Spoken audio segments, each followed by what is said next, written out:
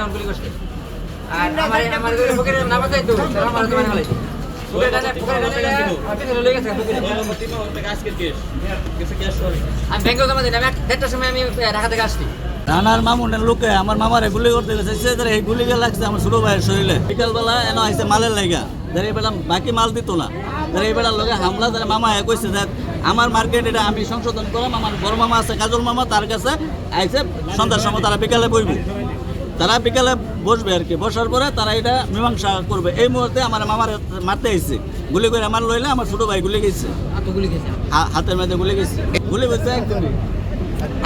আহত ধরে না সবাই তো মোটামুটি, আমার মামা আহত হয়েছে, আমার ভান্ডারি ভাই আহত হয়েছে, আর অনেকজনে আহত হয়েছে, সবার নাম তো আর বলা হয় না।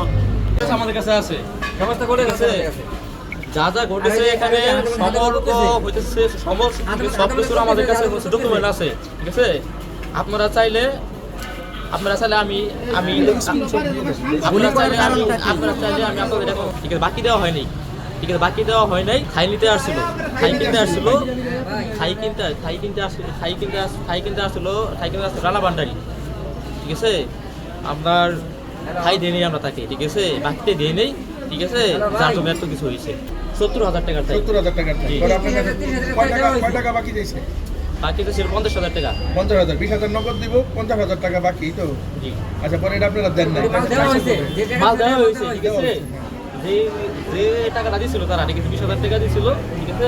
মাল দেওয়া হয়েছে 20,000 টাকা আমরা আপনার হচ্ছে মাল দিয়েছি ওনাকে, বাকি টাকা আমরা সাপ দিয়েছি, সেই জন্য আমাদের মাল দিয়েছি তো একদিন আগে, 1-1.5 দিন আগে। জি জি। এখানে মোটামুটি 3 রাউন্ড গুলি করা হয়েছে, ঠিক আছে, ঠিক আছে। 3 রাউন্ড গুলি করা হয়েছে।